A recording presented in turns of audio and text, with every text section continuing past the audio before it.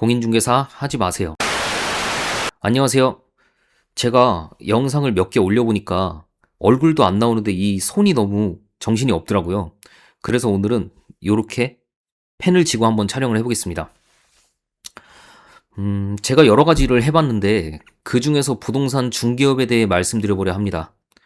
먼저 이 영상은 제 개인적인 생각이고 개인적인 경험이라 모두 맞는 말은 아님을 말씀드립니다. 제가 부동산 중개업을 하려고 마음을 먹은 이유는요. 저는 고등학교 때 아버지 사업이 망하고 금전적으로 좀 힘든 상황을 많이 겪었습니다. 그래서 그런지 막연하게 돈을 많이 벌고 싶다라는 생각을 했습니다. 물론 구체적으로 어떻게 벌겠다 이런 건 또 없었어요. 그러다가 문득 떠오른 게 가장 비싼 걸 팔면 돈을 많이 벌지 않을까?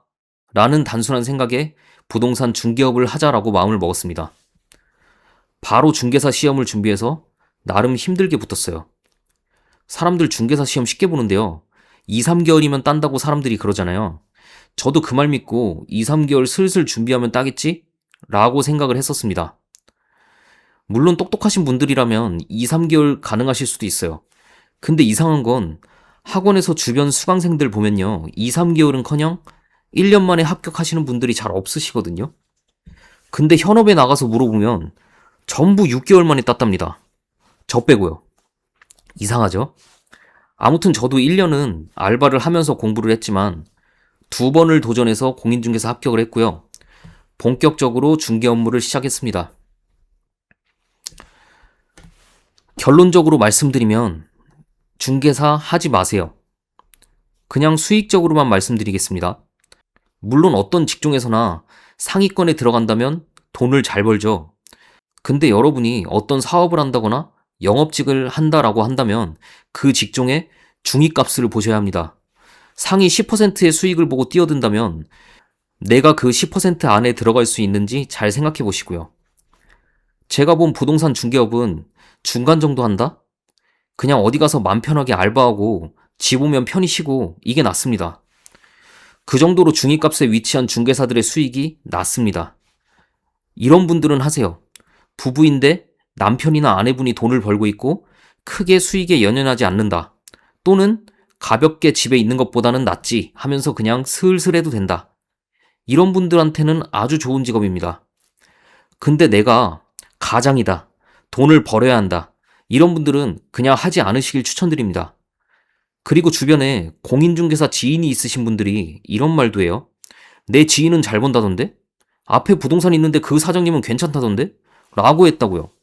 제발 그런 말들 믿지 마세요. 특히나 제가 5년간 업무를 하면서 느낀 점은 전부는 아닙니다.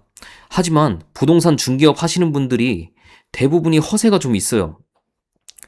이게 어쩌다가 계약이 많이 나오면 1,000만 원, 2,000만 원 벌 때도 있는데요.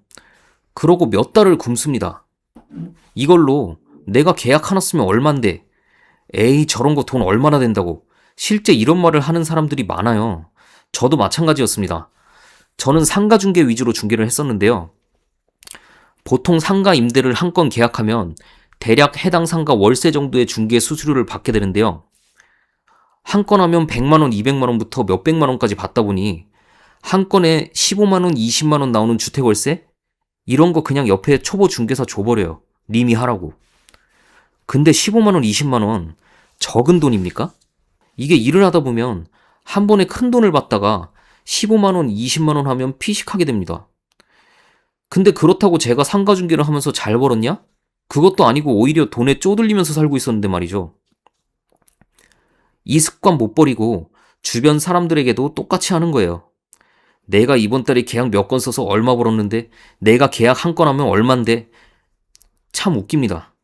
제가 학원 다닐 때 현업에서 보조원으로 일을 하다가 혹은 일을 하시면서 학원 오시는 분들이 계시거든요.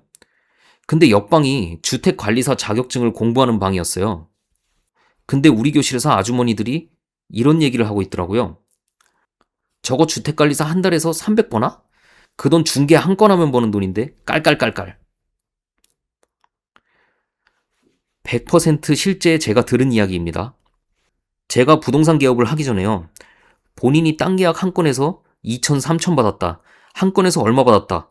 오면 이런 계약 쓸 수 있다. 이런 말들에 속아서 몇 군데 부동산에서 일을 해봤거든요. 막상 들어가 보면요. 그분들도 입에 풀칠하기 힘듭니다. 부동산은 어차피 직원 뽑아도 월급 안 줘도 됩니다.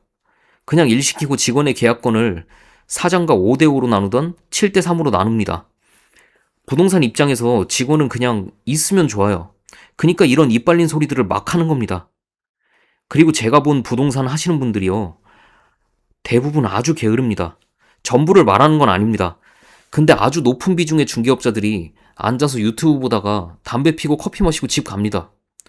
아니라고 말씀해보세요. 어쨌든 저는 부동산 중개를 하면서 딱 중간 정도 위치에 있던 사람입니다.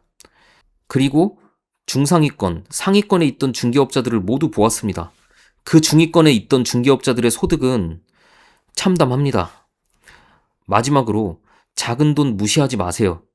큰 돈을 어쩌다 한 번씩 받는 것보다 작은 돈이 꾸준하게 들어오는 게 1000배 낫습니다. 혹시 중개업을 해볼까 고민하고 계시는 분들이 계시다면 한번 보조원으로 일을 해보시거나 그냥 하지 마시라고 말씀드리겠습니다.